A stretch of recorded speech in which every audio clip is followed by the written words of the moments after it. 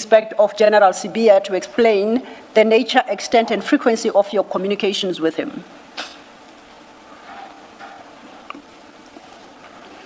Communications, it was maybe once when I went to his office.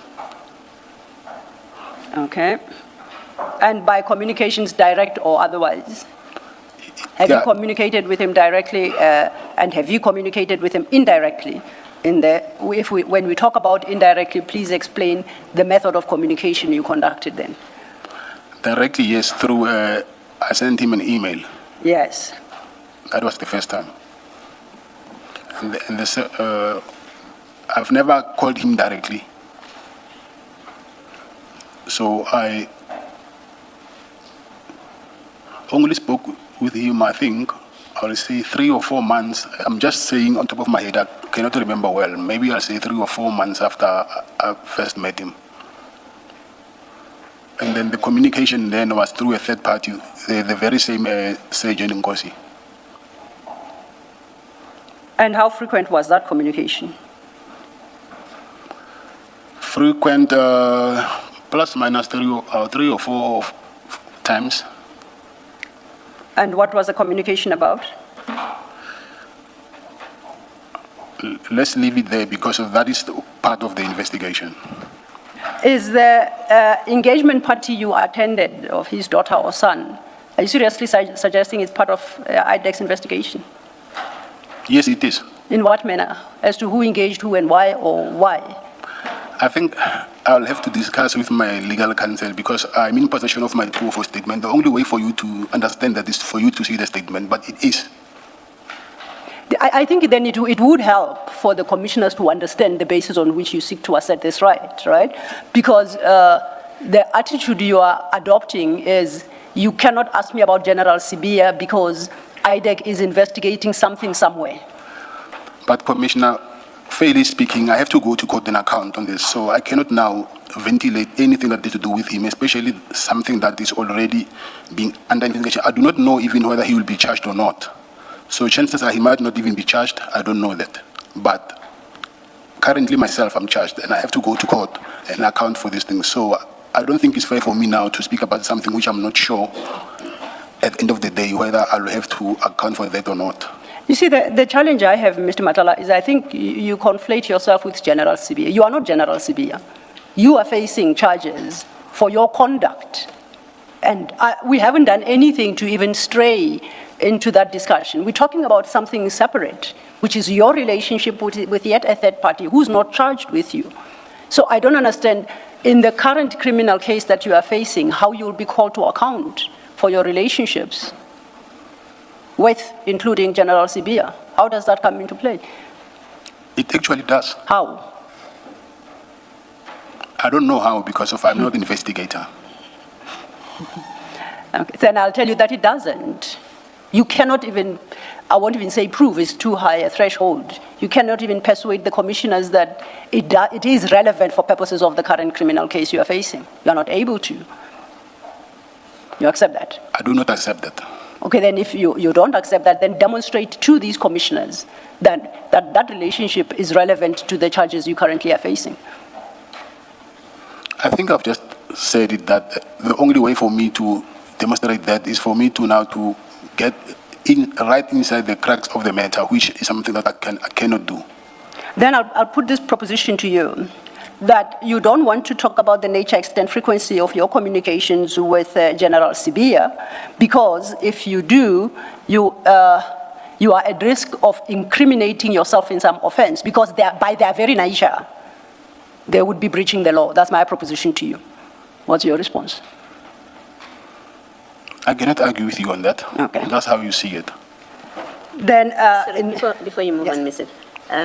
Matlala, in describing the nature of the communications with General Sibiya, you have a number of options, and without getting into the detail of it, and I don't intend to repeat what Ms. Sello has said to you, because ultimately the Commission must be satisfied that you have correctly asserted the privilege against self-incrimination. And for us to do that, we need to know what it is. that you avoided talking to, not in general terms, general broad terms, but specifically. Having said that, when I say you have a number of options, I can put this to you as an example. You have had interactions with General Sibiya. We know you sent an email, you went to the office, and you do say it had to do with a lease.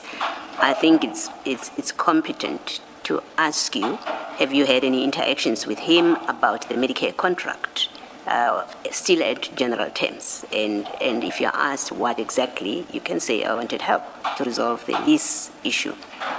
You testified in the ad hoc committee, for example.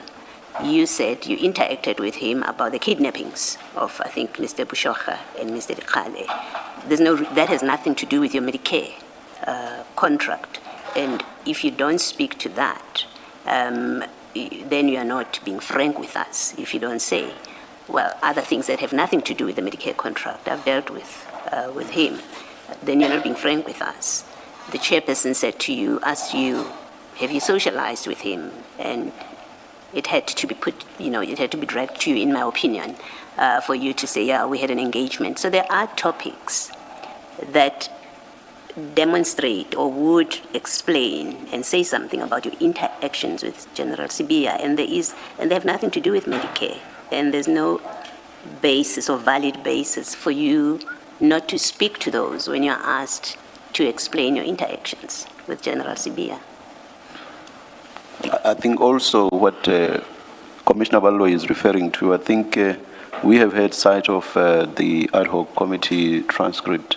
If I'm not mistaken, I think it's in that transcript where you say, in fact, you contradict what General Sibiya said before us here. You say you attended the engagement function, and that you did not go there just to pick up your wife, which is what General Sibiya told us. You say you attended that, and as I understand it, you attended as an invitee, and you were there for a period much longer than just going there to pick up your wife. So I'm raising that in support of what Commissioner Ballo is saying, which is there is a lot you can talk about, and I do not see how it's incriminating for you to tell us that you went to the engagement party and also to contradict General Sibiya on what he himself said about your attendance there. Thank you, Chairperson. Chairperson, it's not only the Medicare tender. Like I said before, it's also the contents of the recordings which are also putting me at any risk of self-incrimination. So I do not know how is the approach of, I cannot tell now as I sit here what is the approach of the investigation. I do not know that. So when I testified in the other committee, by then I was not yet charged or even being under investigation. So now it's a different thing now. I'm charged and I'm also under investigation. You have only two bases on which you assert that privilege. You are either an accused or you're a suspect. There's no all-encompassing protection or umbrella that you say, well, I know it's being investigated and I don't know which way it will go. That's not what that protection that is given to you is all about. That protection applies if you show that I'm an accused on this issue, this very issue, and so I shouldn't be required to speak to it because I'll self-incriminate. That is the easier part. The other is I'm a suspect. But even there, you have to provide details because, as Ms. Sello says, it's not just say so. You don't just say I'm a suspect and that's the end of it. We are entitled to engage you to establish that indeed you are a suspect. Because if you're a suspect, of course, we have to be careful what we ask you if you are asserting that privilege and how we engage with you. So those are the two topics. That something is in the recordings is not sufficient to invoke that protection for you. You can't simply say, well, it's in the recordings and those recordings are being challenged and I don't know how they are going to use those recordings, therefore I should not be required to answer those questions. I think you can accept that if the privilege is properly invoked, if you rely on it properly, on the correct facts, the commissioners will give it proper regard because we wouldn't want to impinge on your fair trial rights. You can accept that, but the burden is on you to show us that in answer to a particular question will tread into your fair trial rights, and we must respect that. So far, you're speaking in you're dealing with matters in very broad and general terms, and that doesn't avail you. It's not available to you.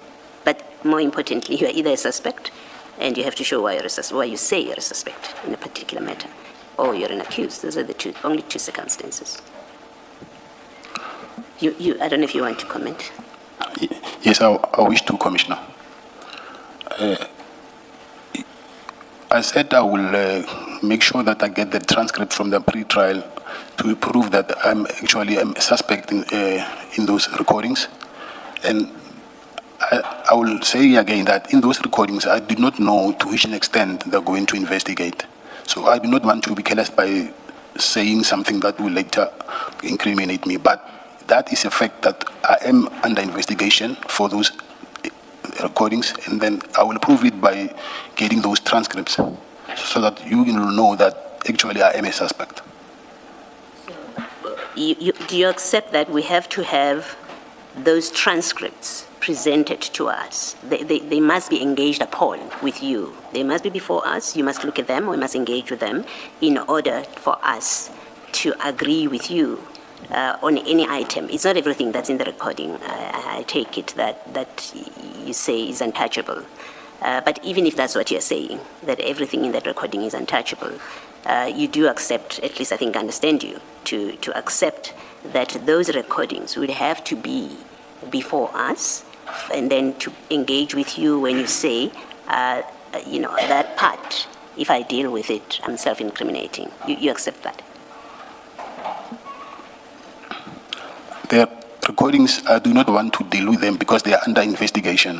What I wanted to do is bring the transcript to show that those recordings are being investigated. Transcript of the recordings? I'm sorry, I meant to say the contents of the recordings, yes. That's what you mean when you say transcript, you mean the contents? I said I will bring the transcripts to prove that what is in the recordings, I'm actually being investigated for that. So for me to prove that is to bring the transcripts. Yeah, I'm just trying to clarify the transcript of what? Of the recordings. No, I'm sorry. I'm sorry. The transcript of the pre-trial where the state advocate mentioned that I am under investigations in regards to those recordings. Okay. All right. But you've heard me, what I said earlier. Yes, I did. We would have to hear a question or topic. We need to see that indeed, if you are required to answer a question, a specific question relating to that topic, then it does validly raise the self-incrimination defense. I take that, yes. Thank you. Thank you, Chair. Perhaps if we could see if we can quickly work through this list. We now get to sub 2.2.4, which required you to comment on the nature, extent, and frequency of physical meetings and/or gatherings with General Sibiya, including when, where, and how these meetings were organized. Provide details of the persons in attendance, and as well as the purpose for each such meeting. So, if we look at 2.2.4, can you tell the commissioners how frequently you met with General Sibiya and under what circumstances? I will say maybe 3 or 4 times. Can you deal with each incident as to the purpose of that meeting and how it came about? The first time I've already mentioned it. And the second time is when I was going to get a feedback of what I was complaining about. And how did you get that feedback? Where and? I went to his office also. Once again? Yes. And this was to get feedback on? The public works lease agreement. Okay. And who arranged that particular meeting for you? Sergeant, I think it's Sergeant Ngosi. Sergeant Ngosi. Do you know, how did Sergeant Ngosi communicate with you that he has succeeded in arranging this meeting? He had my telephone number. Say that? He had my phone number. You still don't tell me how he communicated with you. I'm saying he called me. Okay.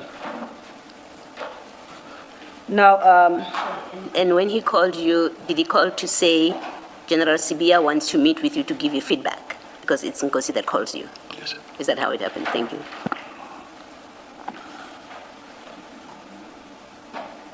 You said yes, Mr. Matlala. Yes, yes. oh, I had to admit the answer, sorry. So that is the second time. Now, the next time?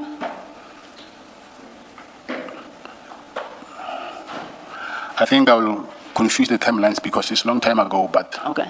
there was an occasion where he asked me about the Jerry Boshoga, so I do not know whether it was the third or the fourth time. I don't know that. Now, can you tell us more about that engagement? How it came about and who initiated it? He initiated it, yes. Directly with you or through Sergeant Kosi again? Like I said before, he never called me even once. Okay, through who did he do this? Yes, with Agent Gosi. And what about Jerry Boshoga? Did he want to engage you on? I think it was after the raid from my house, because the police came to my house and then they said that they were looking for a kidnapped victim. Okay. And then later I just don't know, I can't remember when, but at some point I went to him and then that's when he asked me that, what do I know about that? Oh, you went to him? Yes, Is it back at the office now? yes. Who helped you to set up that meeting? I said it was Sergeant Gosi. No, the Sergeant Kosi, remember we stopped counting, and I do accept that it's a long time, so you won't exactly know whether it's the second or third. Sergeant Kosi organized for you to get the feedback on the lease agreement. That much you said. Yes. So now this is yet another meeting, and you didn't want to commit as to whether it's the third or the fourth. This is regarding Mr. Boshoga. You said he initiated it. You said General Sibiya initiated it, and you said he did so through Sergeant Kosi. Yes, I said, And you said you went to him yes, at his offices. yes, And so he requested to meet you. yes. What about? Did he explain? Are we still on? On Mr. Boshoga, yes? Yes. Yes. Yes, it was about that. He asked me what I know about that. So then, if I understand your communication channel, he would ask Sergeant Gosi what you know about that. Sergeant Gosi would ask you in turn what you know, that General Sibiya wants to know what you know about that. Your response would be, no, I don't know much, or I know whatever, and then is that how the communication works? Oh, no, no, no. Oh, please enlighten me. He asked him to arrange a meeting, then I went to him, Okay. and then that's when he told me. So he initiated this engagement with you. Yes. Do you know in what capacity he did so? Was he investigating this kidnapping, or was it as an interested person, as a relative? Do you have a sense of why he reached out to you on this matter? Yeah, I think he was, because what he said to me, but I don't know what to make out of that, but he said if he can crack that case, it will help him a lot. So I don't think it was because of he was a relative or something. Okay. So he initiated this contact for purposes of investigation. I think so, yes. Now, if that would be in his official capacity, I take it, as a police officer, I think a senior ranking member of the service. Yes, It he would be was. official. I don't know how we will justify it to be official, but he just called me as a police officer, so I don't know. And that's precisely what I'm trying to determine. It's a police officer. Yes. You have been questioned about the kidnapping of Mr. Boshoga. I take it was not by him the first time when you say they came to your residence. Yes, yeah. So now we know that he subsequently becomes involved in it by requesting a meeting with you. Correct? Yes, that's correct. Hence my question, did you understand him to be investigating that disappearance of Mr. Boshoga? What was your understanding? What process were you engaging in, seeing as so far you had just met him twice about the lease agreement? Yeah, but as a senior police official, maybe he will refer the investigation to someone else. I don't know how it works, but what I know that he called me and then he asked me questions in relation with Mr. Boshoga. So you don't know whether he was doing that as an investigator into the kidnapping? I cannot tell that. I don't know. Okay. And were you able to respond to his questions to satisfy his curiosity? I think so, yes.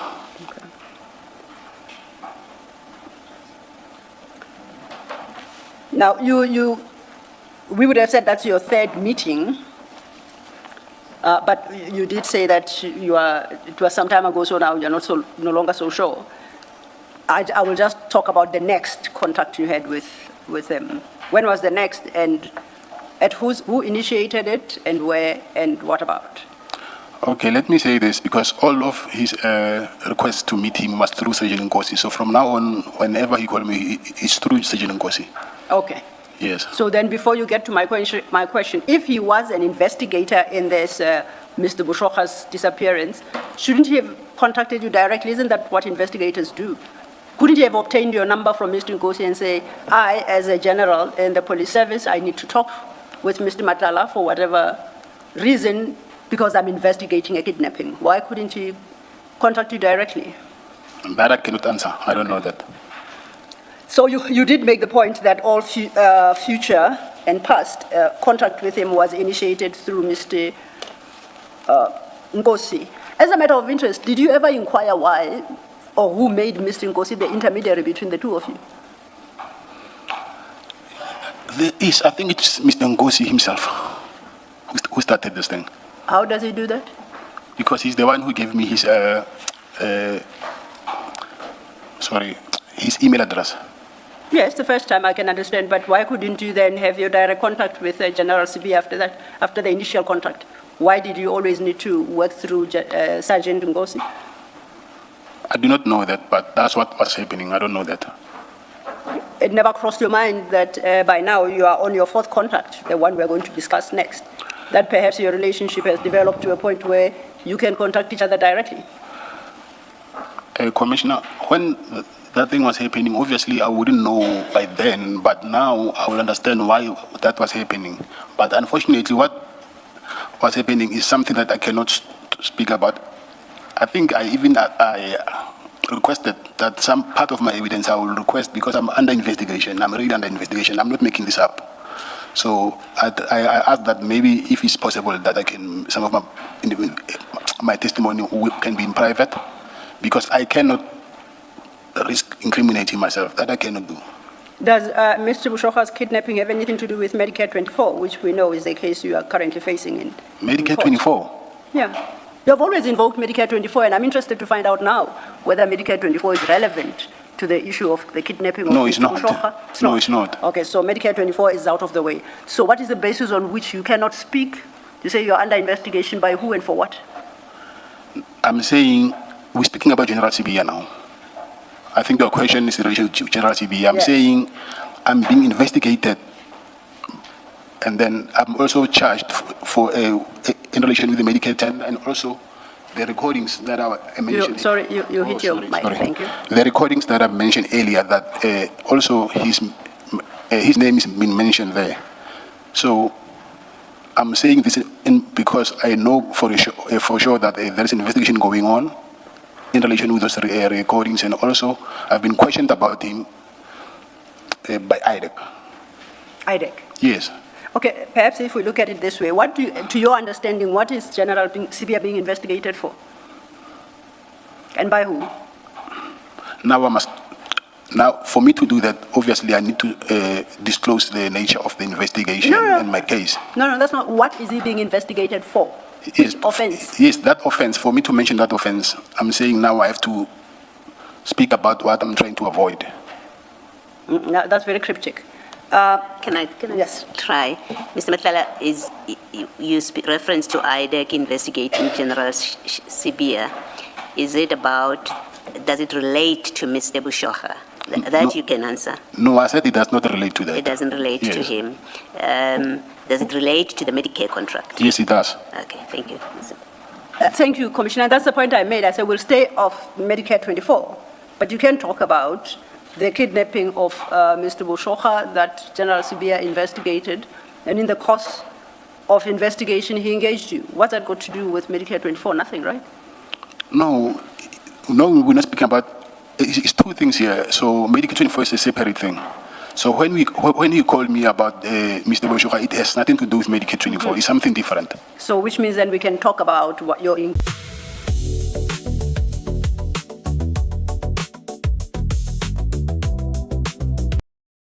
Separate thing. So when you call me about Mr. Boshoka, it has nothing to do with Medicare 24. It's something different. So which means then we can talk about what your engagement regarding the kidnapping of Mr. Yes, of Boshoka. course we can. Yes, so let's continue talking about it then. Chair, I'm looking at the time, perhaps a comfort break, I don't know. I appreciate we started late, so I don't think it's appropriate to stop at this juncture, otherwise we'll run into trouble time-wise. Let's take, what?